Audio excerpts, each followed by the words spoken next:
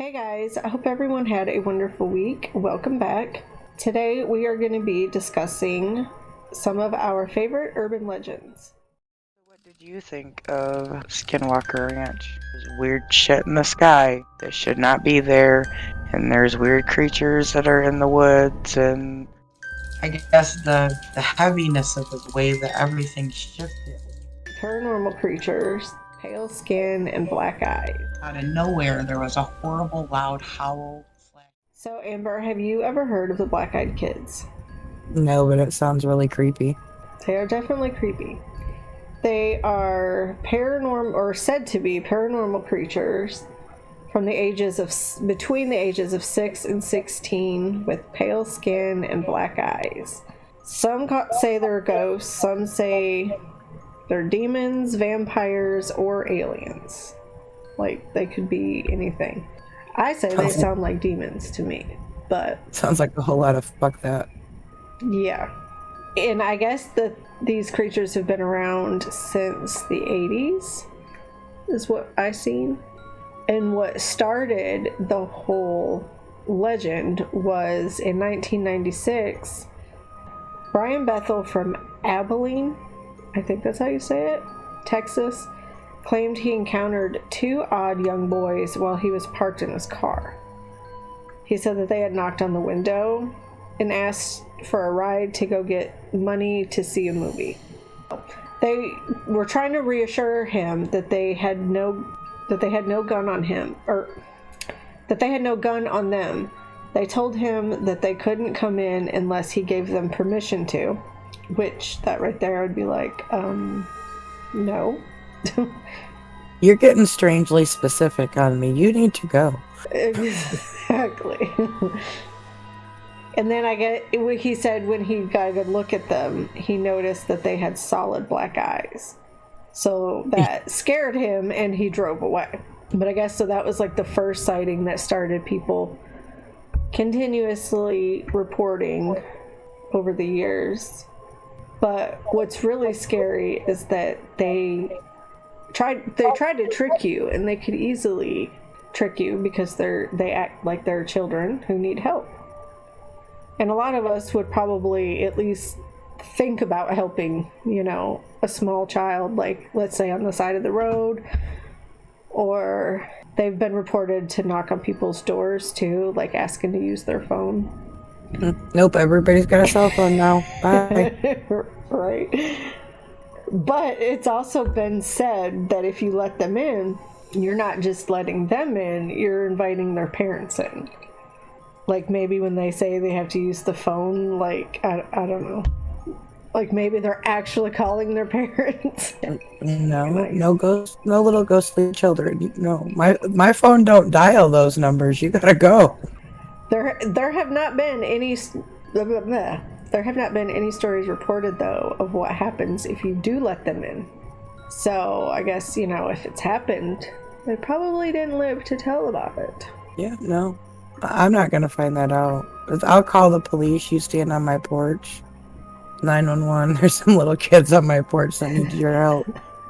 No, I'm not letting them in. They're weird. No.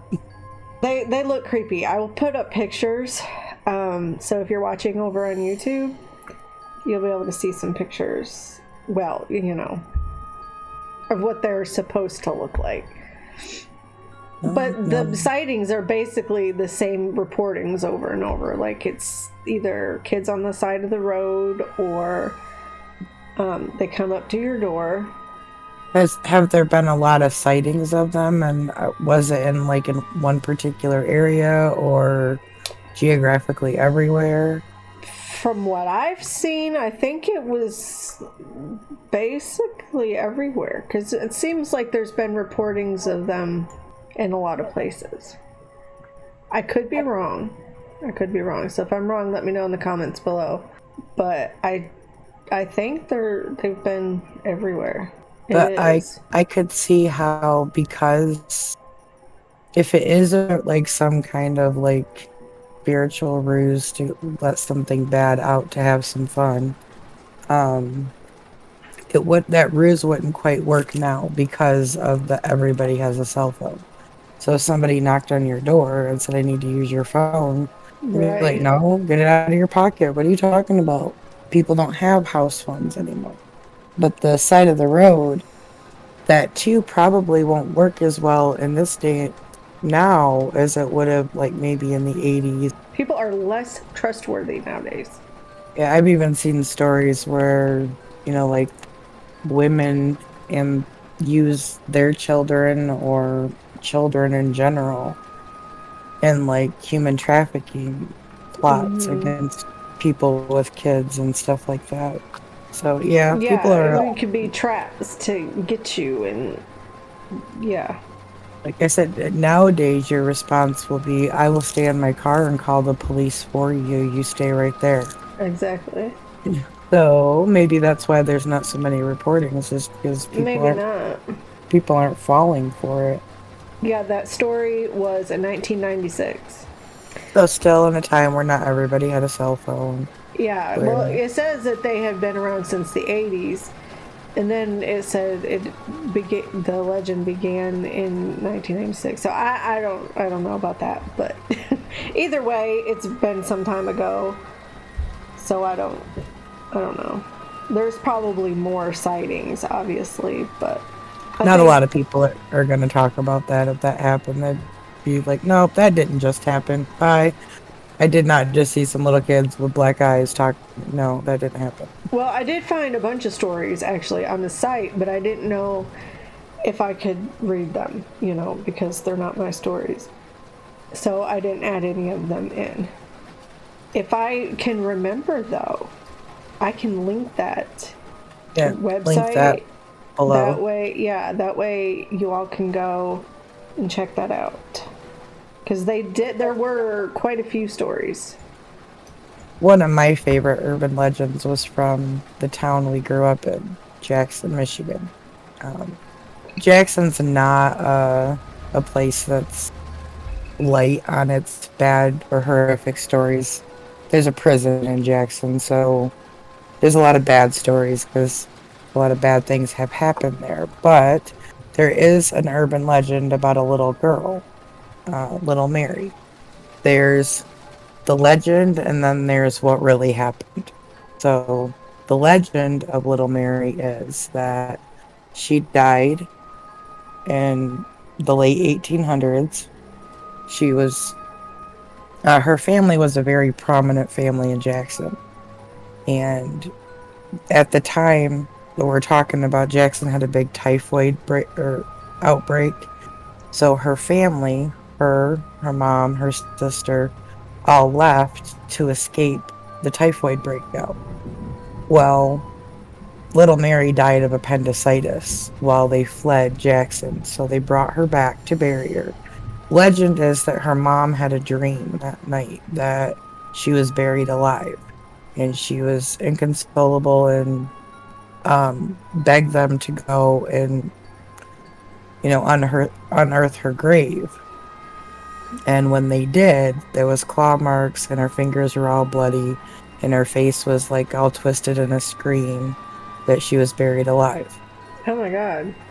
Now, the truth of the matter is what I could find from the relatives, because this is a real family. I mean, you can go to these graves sometimes, because people go out there and vandalize these graves because of the legend. They go out there to try to see. Supposedly, if you go to her grave, you'll hear scratching, and you'll see a child-sized ghost at the gravesite. People that go out there and do that have vandalized it, and this is blocked off now or something, don't they? Right. This is a family's, not just her, it's her family's final resting place. It's kind of sad that people are that disrespectful. Yeah, people don't need to do that. What I found was from quotes from family members is the truth part of the legend is that she did probably die of appendicitis because her symptoms, looking back on what we know now, more than likely that's what it was. That her mother was inconsolable, but she lost her 9-year-old daughter. Of Right. course, she's going to be inconsolable. Any mother would be. But there was no dream that Mary was buried alive. They didn't go and exhume her body. None of that was true. And they actually, there's a quote of one of her descendants saying it's just utterly ridiculous. I wonder why that started then. Now, I know lots of people that have went out there. I may have actually been out there myself and not realized it. The cemetery, most of my family is buried in it. It's right, you know where it's at. It's right there on Elm Street. I'm wondering if I've went to look at that grave, because I remember going there with, I think you and Sarah both, and then it's not in the main part of the cemetery. It's like off in the woods in the middle of nowhere. Oh, okay. It's a monument, and I'll send you pictures so you can put up. There's a monument and like little grave markers around it. So it's not just her there. Her family's there with her. Right. But what I know of it is most people went out there to party. Like most people dropped acid and went out there to that grave and partied, and probably why stuff got vandalized. But if you're looking to see a ghost, I don't think tripping is a good idea, for one. Yeah, I don't know about that. That might make the reaction to it,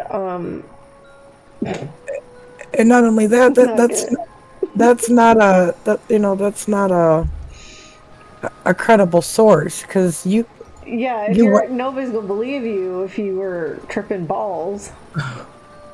But that's what I know people used to do, is go out there, drop acid, and who knows what they said was true. Because they had the idea to go out there to see a ghost, they already planted that in their mind, and then took a drug that induces hallucinations. Exactly. It doesn't take much to trick yourself into thinking you hear or see something. That's what makes all this stuff. Maybe it's supposed to be that way, because that way we'll never know. We could be seeing it all along, and then... No, I did find some pictures, and again, it was somebody I didn't want to rip off their stuff, where somebody had went out there, and there was, I mean, I could see kind of what he was talking about, that it did look like there was a shadow that shouldn't be there. But, you know, when you take pictures in pitch black with cell phones that don't have a very good flash, that you can get funny stuff in them sometimes. Right. So now any of our listeners that are from our hometown, I'm pretty sure most of our family listens to us. If you guys went out there and did not take a psychedelic drug, tell us your story. Did you have an experience out at Little Mary's grave? Do you think it's just like her family said, all bullshit, and we're all out there disturbing some 9-year-old little girl's peace? Or, did you see something? Let us know. That reminds me of a story that I just seen. I don't know if it was true.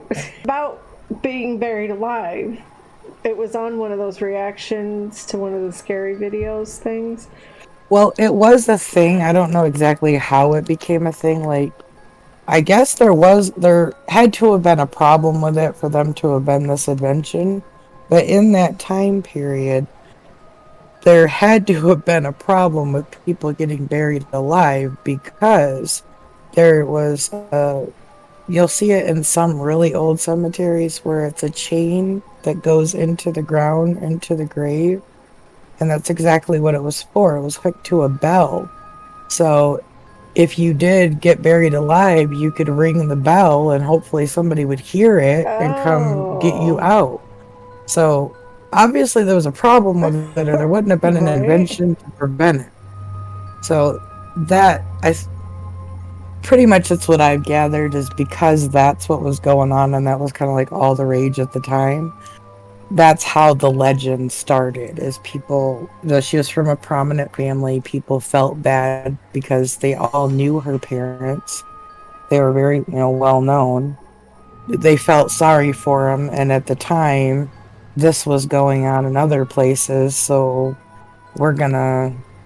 I don't know. It's kind of a weird way to honor a memory, but I could kind of see how it can kind of meld together that way. Yeah.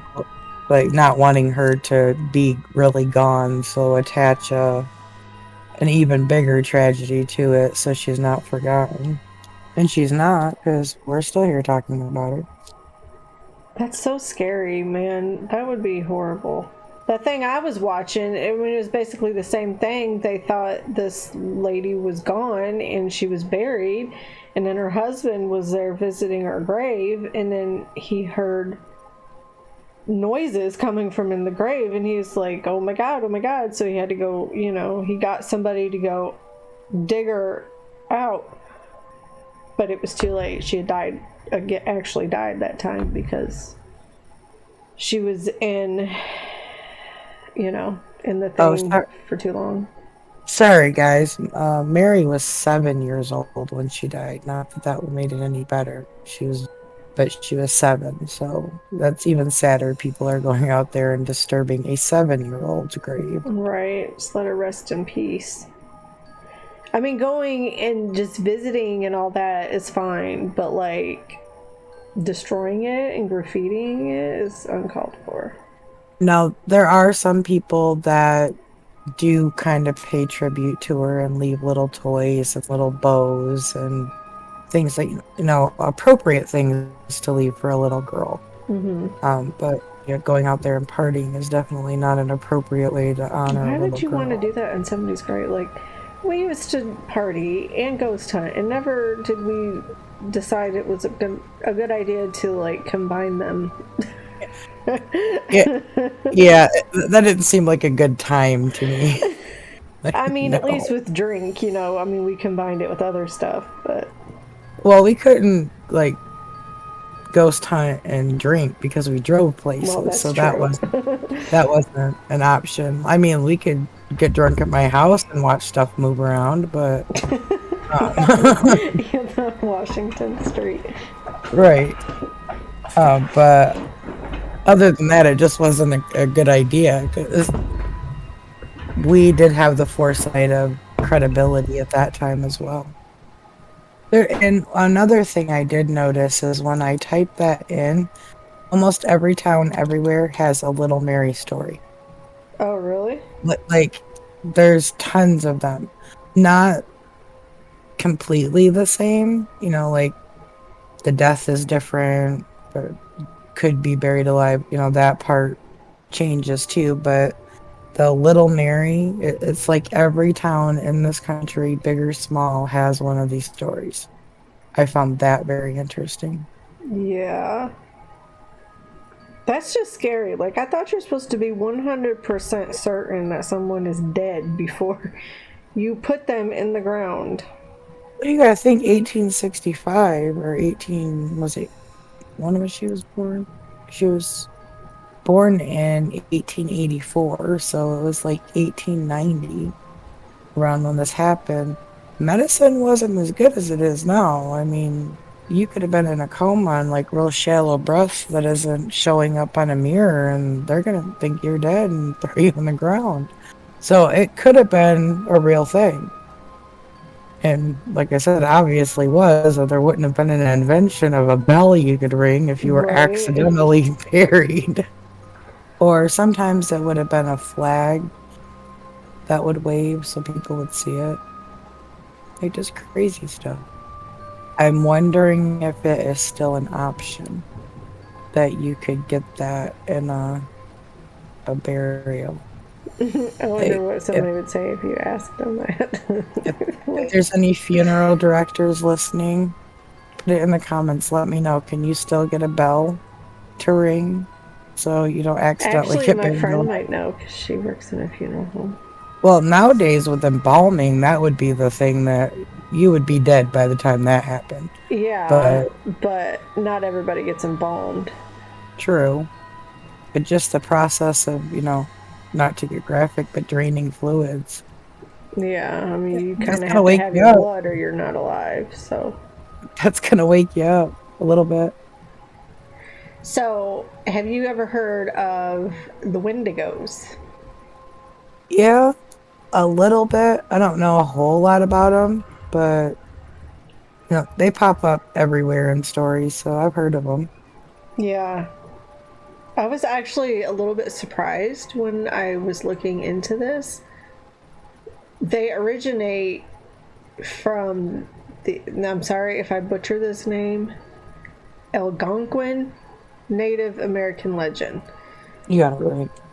And it's said to be a demonic half beast. They are known to be malevolent, cannibalistic, supernatural beings. And the Algonquin people believed that those who indulged in cannibalism were at risk of becoming a Wendigo. According to them, that is what turned you into a Wendigo. Remember those people that crashed in the Andes Mountains? And they made a movie about it called Alive, and they had to eat the dead passengers. Yeah. Yeah, I remember that. Let's go find them, see who's still around. And did they turn? Right. Because they know. Yeah, I mean, because there are some people that. There's some cultures that are still Yeah. cannibalistic. Not very many, but there are some. Or some of these crazy murderers out there eating people. The story goes the first ever Wendigo was once a lost hunter. During a cold winter, the man's fierce hunger drove him to cannibalism. It is said that after feasting on another human, he transformed into a man beast and then was searching for people to eat.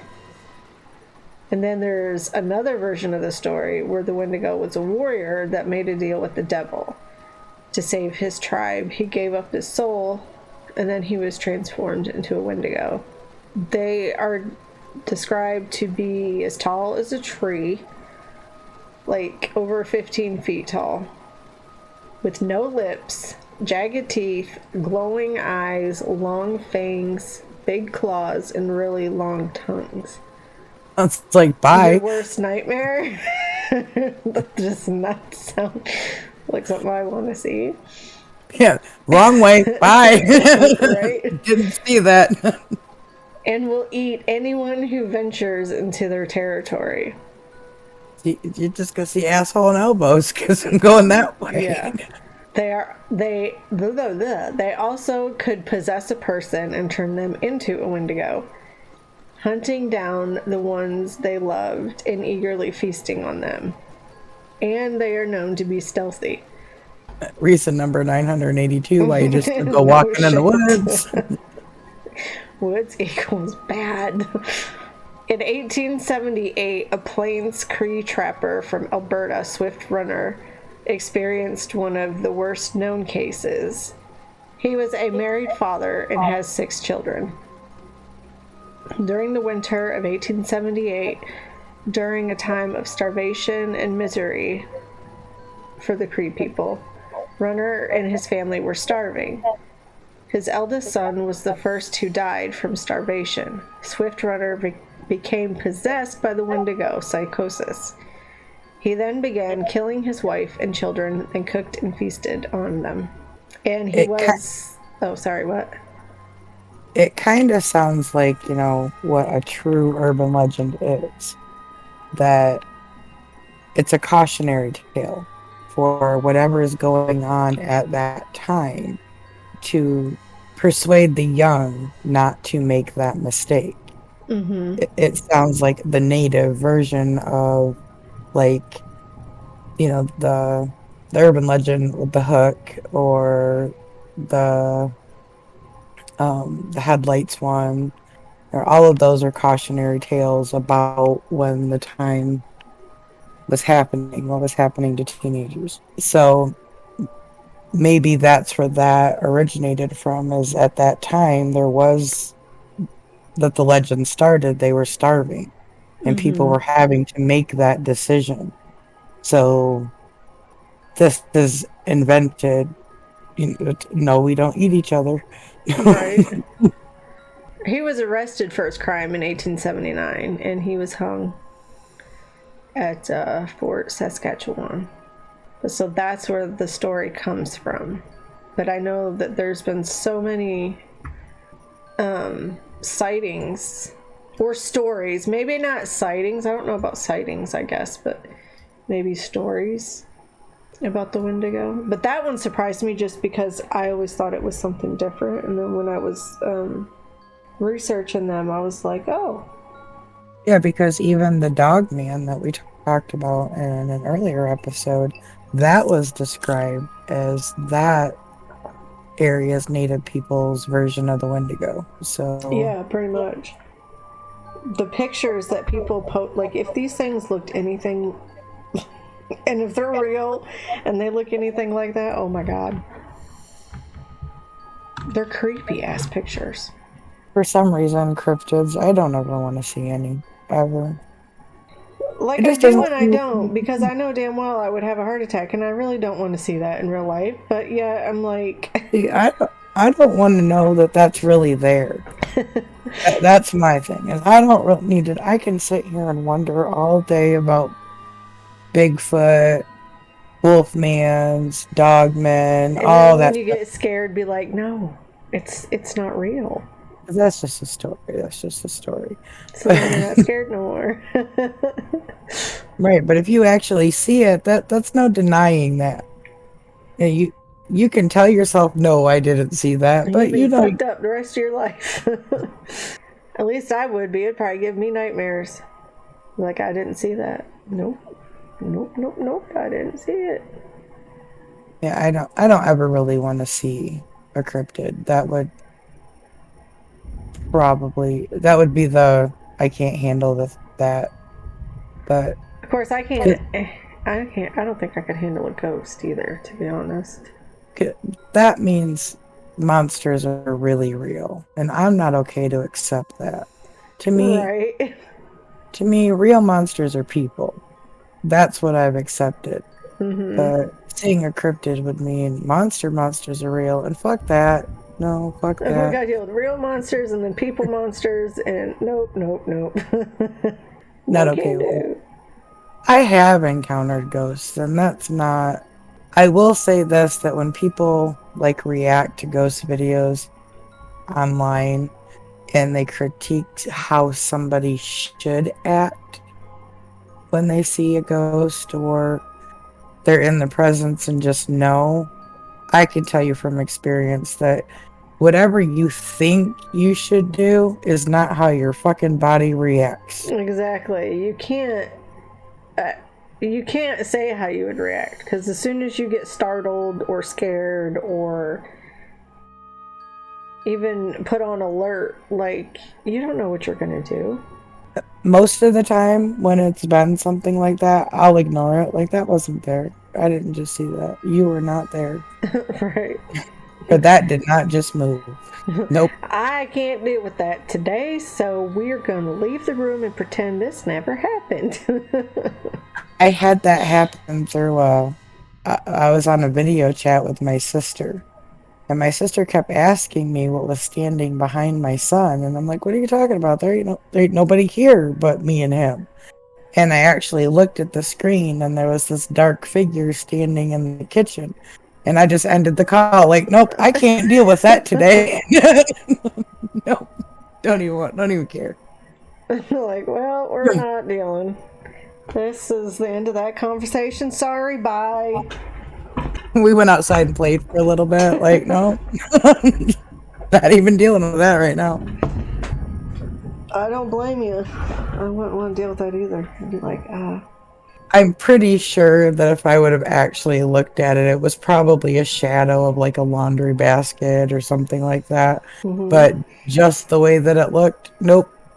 Enough to keep you from even giving a shit. Nope, didn't even care. Wasn't even on my give a fuck list that day. Just nope. Even if you are there, I'm not dealing with you. So, our friend in Florida told me about a local legend around where she lives at.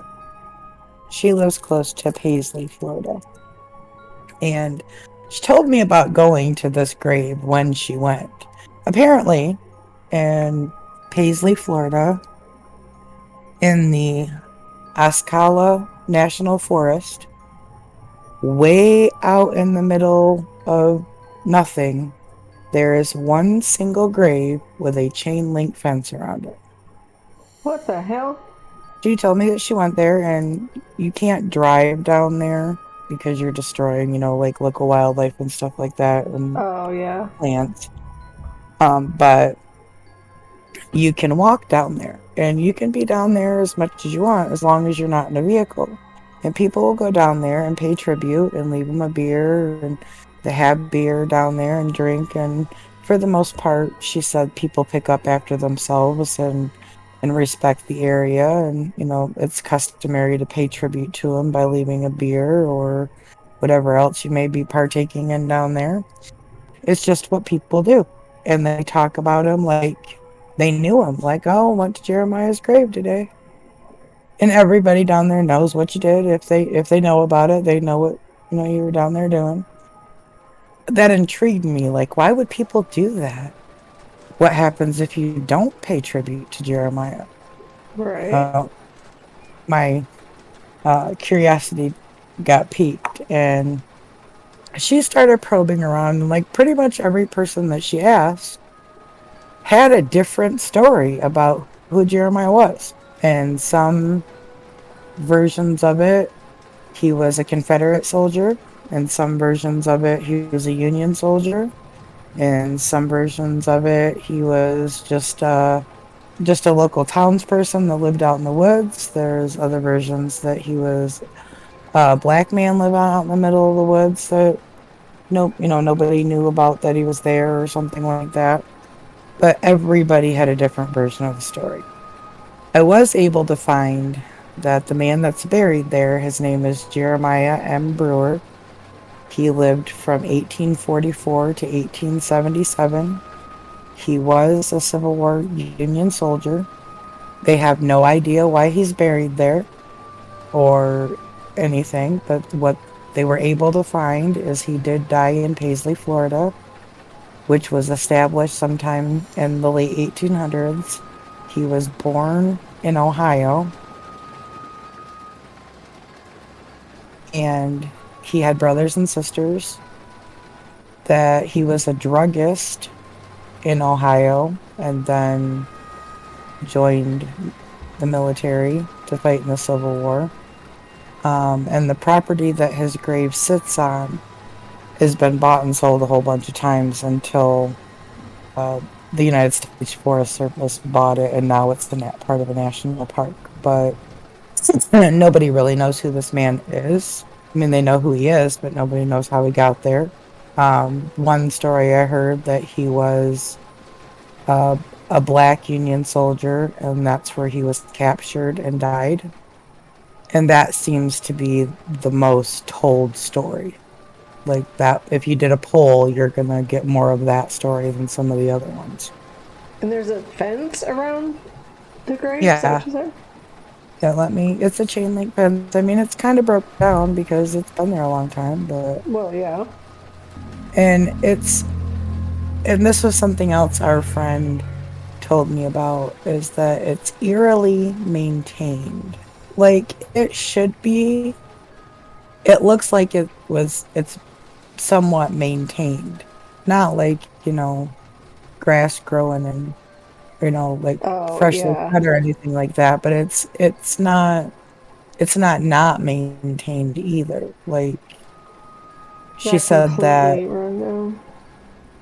like, this is a perspective on how far back in the woods that it is. Oh, wow. And this is the grave. It's just chilling in the middle of nowhere. Oh, wow.